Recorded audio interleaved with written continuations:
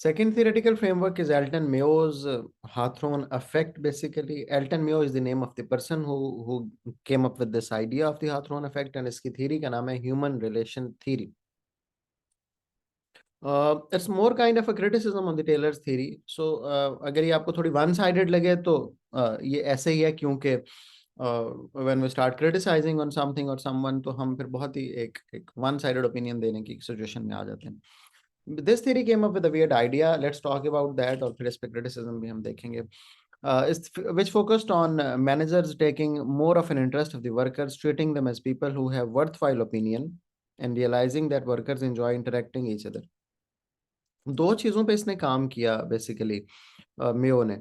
Both of them were दी, एक तो के जो environment है working, whether it's important or not, and secondly the working relationships, whether they are important or not in the increasing of the productivity of the workers.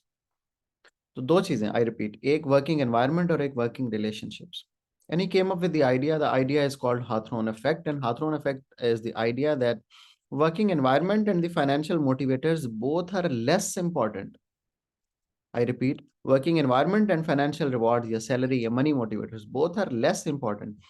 उनका कोई बहुत बड़ा impact नहीं होता लोगों की प्रोडक्टिविटी के ऊपर. इसका ख्याल है the what impacts more is the quality of the relationship. If the relationship between the bosses and the juniors and the relationships and the working relationship between the colleagues are good और वो बहुत ही accommodating है, तो इसका मतलब होगा कि people will be more motivated. और अगर वो नहीं है accommodating, तो इसका मतलब होगा people will be demotivated और उनकी productivity हमेशा कम होगी.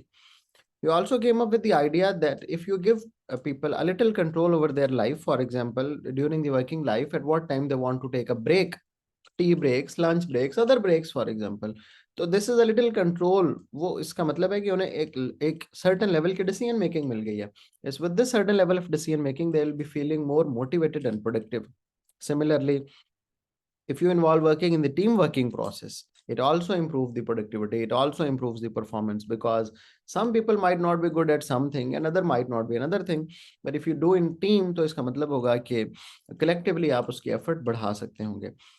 Similarly, if you set targets for the people and targets motivates them more, वो उसको targets को achieve करने के लिए people do effort, people do hard work. तो ये है हाथरॉन इफेक्ट, जिसको हम ह्यूमन रिलेशन थ्योरी कहते हैं, कि मनी मोटिवेटर्स भी इंपॉर्टेंट नहीं है, और दूसरा ये कि वर्किंग एनवायरनमेंट भी इंपॉर्टेंट नहीं है. But important is basically working relationship कैसे हैं. और इम्पॉर्टेंट इज क्या हम उन्हें लाइफ के ऊपर लिटिल कंट्रोल देते हैं. इम्पॉर्टेंट इज कि क्या हम टीम्स क्रिएट करते हैं. इम्पॉर्टेंट इज कि क्या जो टारगेट्स हैं वो सेट किए जाते हैं या नहीं.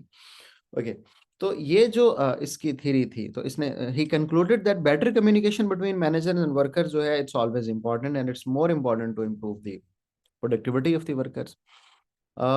अगर एम्प्लॉय की वर्किंग लाइफ के अंदर मैनेजर की इन्वॉल्वमेंट बढ़ जाए और वो टू वे कम्युनिकेशन की फॉर्म में हो, एम्प्लॉय से फीडबैक भी लिया जाए, तो it also improve the productivity and the motivation of the workers. और फिर इस ग्रुप्स और टीम्स में काम करना भी इम्पॉर्टेंट है. But Mayo's theory has also been criticized, certainly.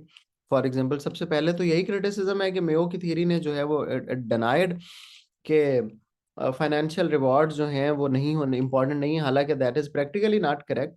Financial reward बहरहाल मोटिवेटर हैं, थोड़े या कम होने पे हम बात कर सकते हैं.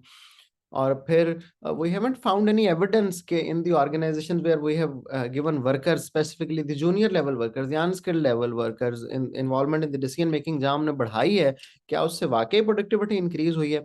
इसके बहुत ज्यादा जो एविडेंस है हम कलेक्ट नहीं कर सके हिस्टोरिकली.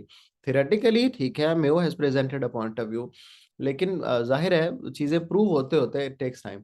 तो बहुत ज्यादा empirical evidence we are unable to collect कि वाकई हमने अनस्किल्ड लेबर को, स्पेसिफिकली आई एम रिपीटिंग, कि हमने अनस्किल्ड लेबर को डिसीजन मेकिंग में इन्वॉल्व किया और उनकी जो प्रोडक्टिविटी है वो बढ़ गई हो. प्रैक्टिकली हमने होता हुआ जरा कम ही देखा है.